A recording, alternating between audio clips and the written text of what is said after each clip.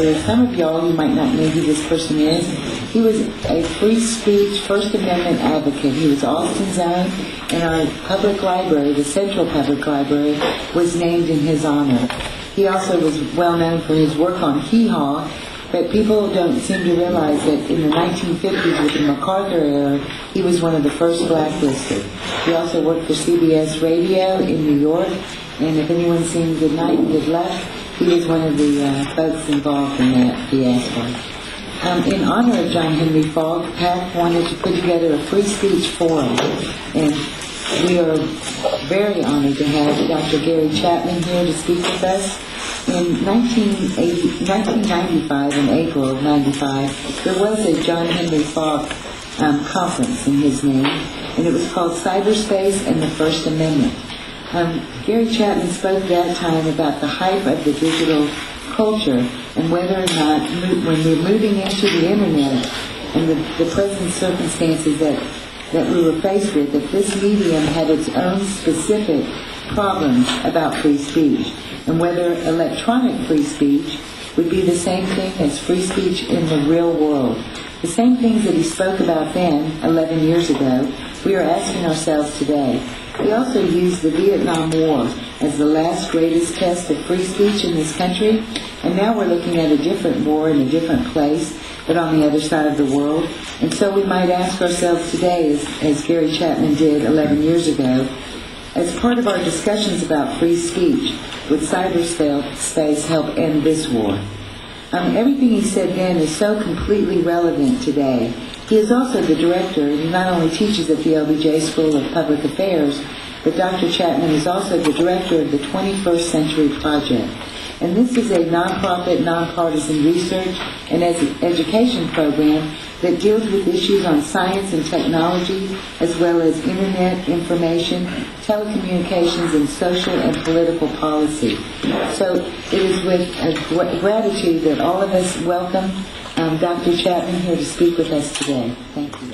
Because of this connection with John Henry Faulk, who's one of my heroes, and my periodic connection with him at events like this, including the one 11 years ago, where I get to talk about some of my concerns in his honor, because he's such a great teacher to us all about the values that we hold so dear. And there are so many ways today that the challenges of our own time are resonant with what he went through. He was such a hero for civil liberties in his time. But it's important to remember that we need heroes to protect civil liberties at all critical points of time in this country's history. And today, somewhere, we hope that there are people who are willing to put their reputations and their livelihoods and everything else on the line to protect civil liberties in this country the way that Faulk did so many years ago. John Henry Faulk died in 1990, and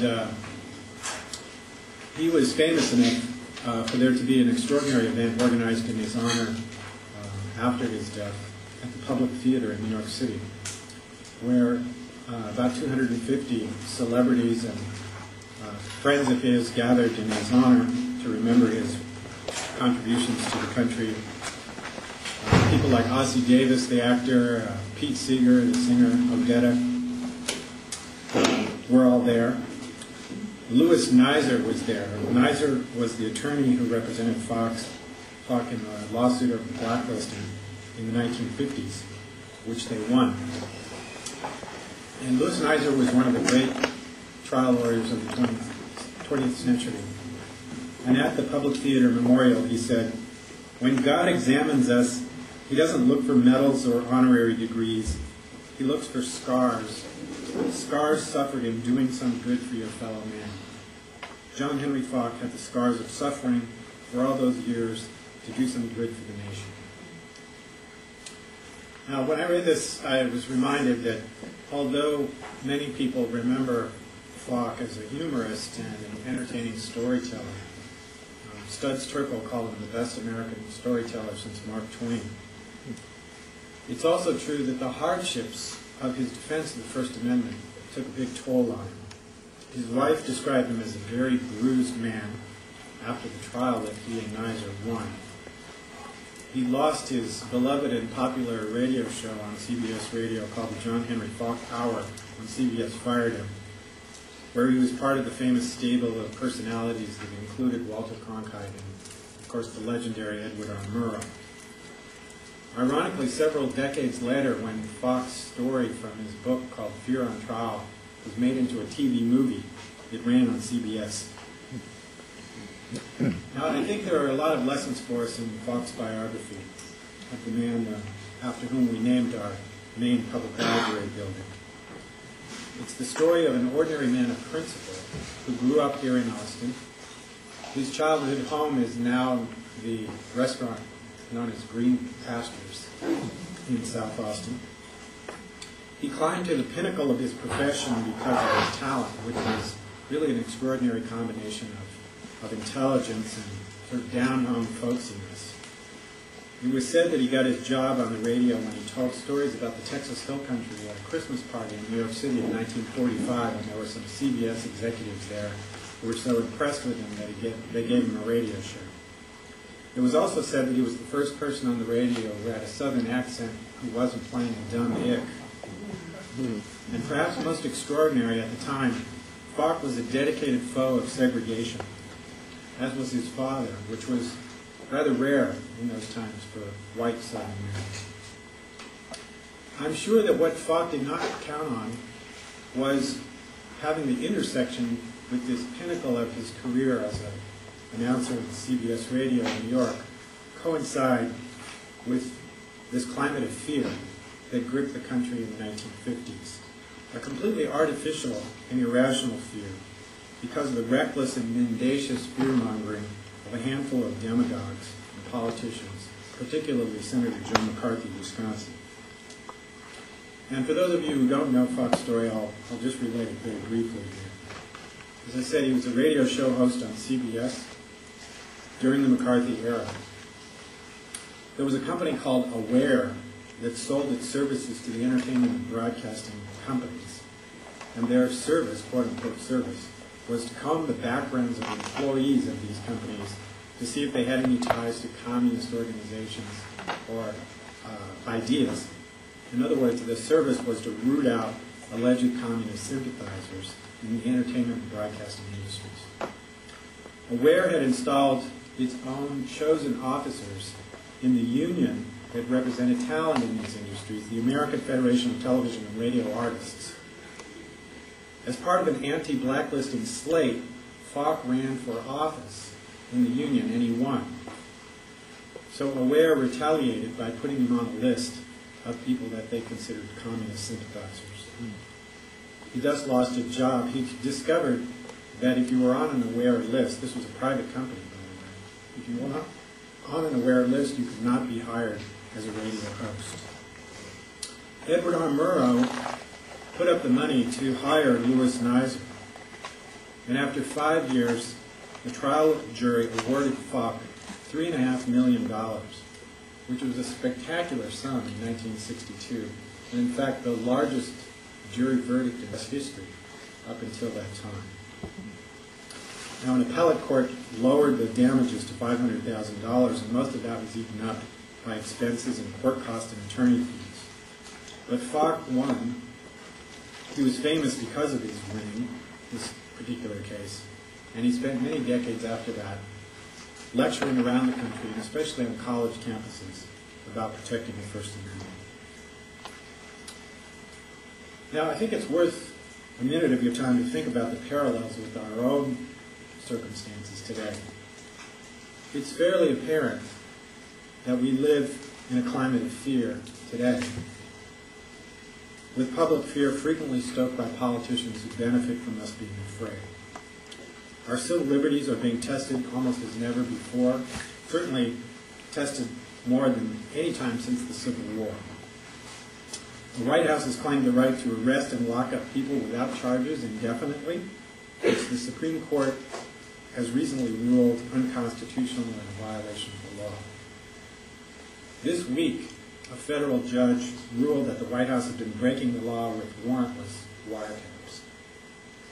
The government has manipulated the press in ways that were once unimaginable, including paying journalists to support White House policies, producing fake news stories that are then distributed to television stations, and planting a fake journalist in the White House press corps in order to soften the questions that are posed to White House officials. Our president has gone to extraordinary lengths to be shielded from protesters and dissenters, and a few who have gotten past this shield have been arrested, assaulted, or both. The government has imposed a level of secrecy that may be unprecedented in American history. We found out this week, for example, that the Pentagon has reclassified open public information, including, believe it or not, the data on how many nuclear weapons the U.S. had in the 1970s, which is data that is now found in innumerable public sources such as books and articles. Now, there hasn't been a campaign, as in Faulk's day, to purge American news companies of allegedly disloyal personnel. But that's because the American news media has largely done the bidding of the government for the last few years. The editors of the New York Times have already admitted that they did a very poor job of reporting the run-up to the war in Iraq, and apparently the Times sat on a story about electronic surveillance until after the 2004 election. The #1 cable news network, Fox News, is overtly supportive of right-wing politicians and pundits, and of course right-wing shouters dominate talk radio across the nation. In short, there's almost no dissent left in the American news media, with the notable exception of 3 comedians, Jon Stewart, Stephen Colbert, and Bill Maher, which tells you a little bit something about the absurdity of our circumstances in the media today. Now, it can be argued that a lot of this is because of massive concentration in the media sector over the last 10 years. The main trend in media in this country since the passage of the Telecommunications Act in 1996 has been rampant consolidation and concentration. In 1996, roughly 60% of television content was produced by independent companies. Now, nearly 80% of television content is produced by network-affiliated producers. In the entertainment universe of today, there are essentially 6 giant planets: CBS, Viacom, Time Warner, Disney, General Electric, and News Corp. And each of these is now expanding to the internet. News Corp owns MySpace.com, which as of last month had 52 million registered users. Time Warner owns AOL, of course, CNN.com, NASCAR.com, MapQuest.com, and many, many other internet properties. General Electric owns MSNBC.com and Telemundo.com.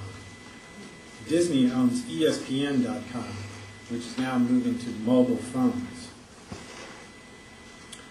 The purpose of the 1996 Telecommunications Act was to introduce competition into the telecommunications industry. Instead, we got gigantism and duopoly. We started with 7 regional telephone companies, and now we're down to 3. We started with multiple cable television companies, and now we're down to about 3 that have any significance in the country. And 2, Comcast and Time Warner, are way out ahead of everybody else. We've had massive concentration in the radio industry. Clear Channel, the huge radio conglomerate based in San Antonio, owns more than 1,200 radio stations in the U.S. And Clear Channel wields incredible power in the political process. As some of you know, Congressman Mike McCall from here in Austin is the son-in-law of Clear Channel founder Lowry Mays. And Clear Channel doesn't hide its sympathies for the current administration. In fact, they put up this billboard in Orlando, Florida. Now there's a big push on for telecommunications providers to get in the business of providing media content to their customers. And this is something new, something that we're watching with a fair amount of dread, that there's going to be vertical integration from internet service providers to the content they deliver. This past week, for example, the head of Comcast revealed that they have an ambition to build an internet portal that will rival Yahoo. AT&T, the largest telecom company in the world, also based in San Antonio, has already launched its own music site called AT&T Blue. And Rupert Murdoch, who rather presciently bought MySpace.com for $600 million, wants to build his own national network of wireless internet access. And he's already in a strategic partnership with a phone company called Helio, a mobile phone company. And Helio phones are now designed to interact with MySpace.com. So what does all this mean for media access, the First Amendment, and the protection of civil liberties? First of all, there's an obvious and widespread reduction in diversity, even when the sheer volume of choices in the media world has exploded beyond our imaginations. So Bruce Springsteen's song, 57 Channels and Nothing On, has come true. And now we have 1,000 channels and nothing on. There's a daily diet of reality shows, cop and hospital shows, celebrity worship, meager news, and truly awful, embarrassing cable news shows, which stand in sharp contrast to the hopes of what many people thought TV could do for the nation. There is almost no serious programming about public issues facing our country, even on PBS. There's a couple of exceptions, such as Bill Moyers on the program Now, but these tend to be lost in the noise. For example, we have yet to have a nationally televised debate on what we should be doing in Iraq.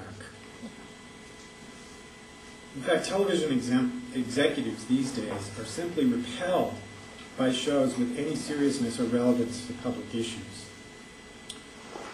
In Hollywood and in New York City, they call news shows nobody ever watches.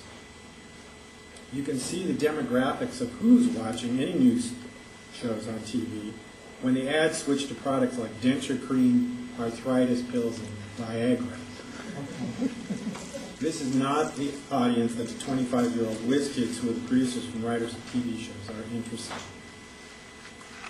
So the media business has become obsessed by and saturated with entertainment, as opposed to the use of public airwaves and the public interest. In fact, that phrase, the public interest, seems almost quaint now. The very idea that there is a public interest is questioned by the right wing. The argument of the big media conglomerates is that there are so many ways for people to find the information that they want these days that the whole business should be deregulated and left to market forces.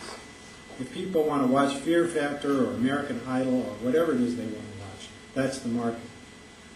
Their position is that the government has no business telling Americans what they should be watching or imposing on companies to provide public interest media content.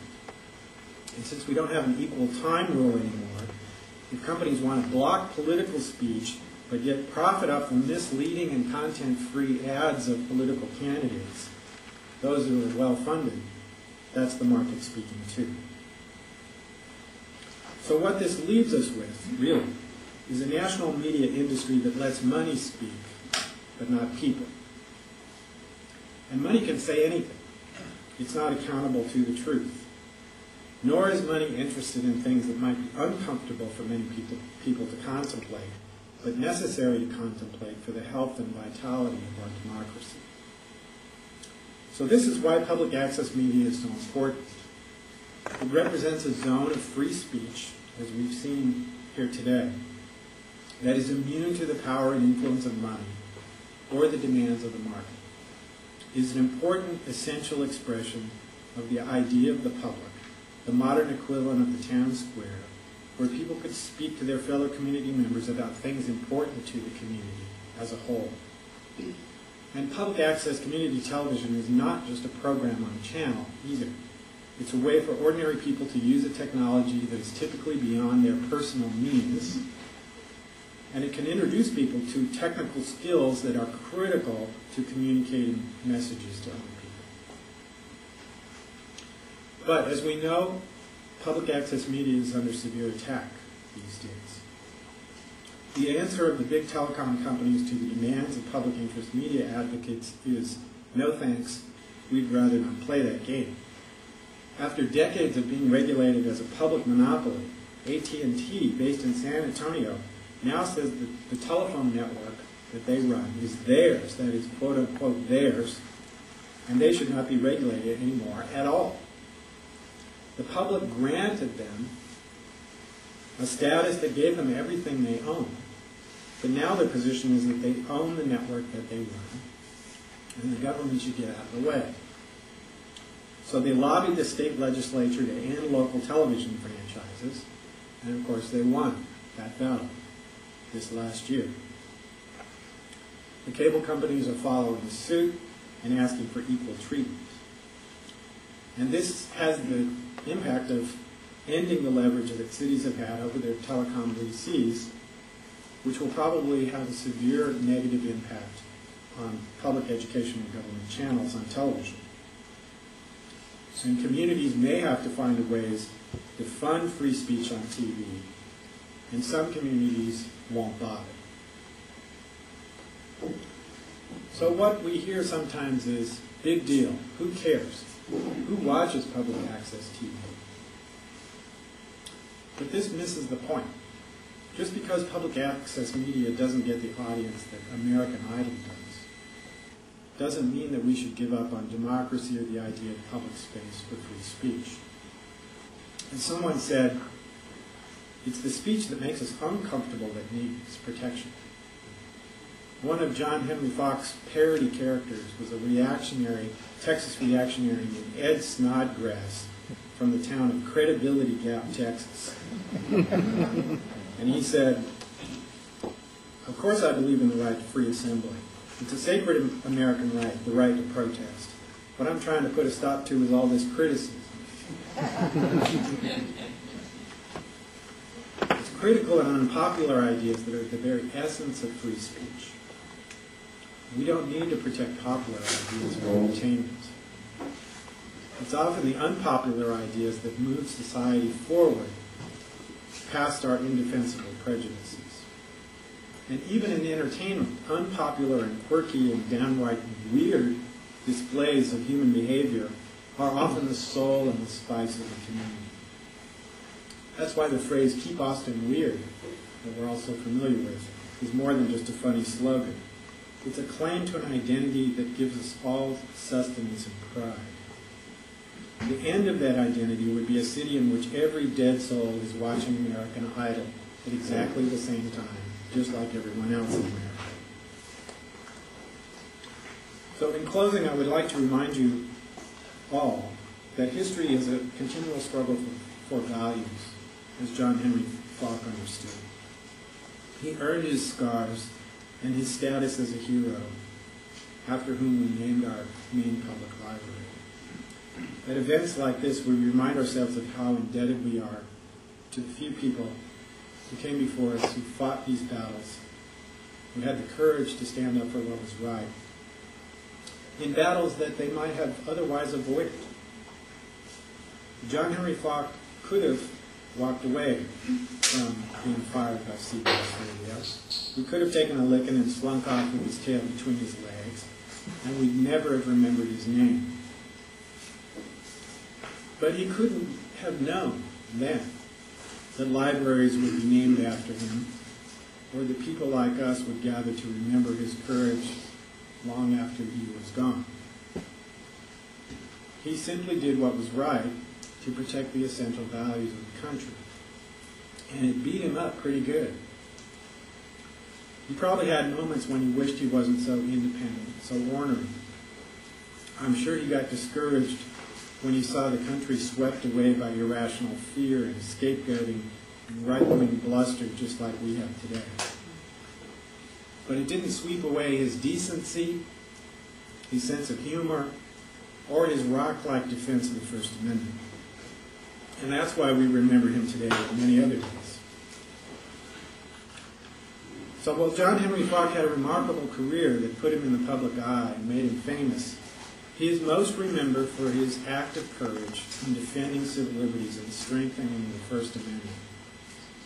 In the circumstances we live in today, with civil liberties under strain, and with Americans feeling confused and even ambivalent about the value of the First Amendment, it's important for all of us to find the courage and firm footing of John Henry Faulk.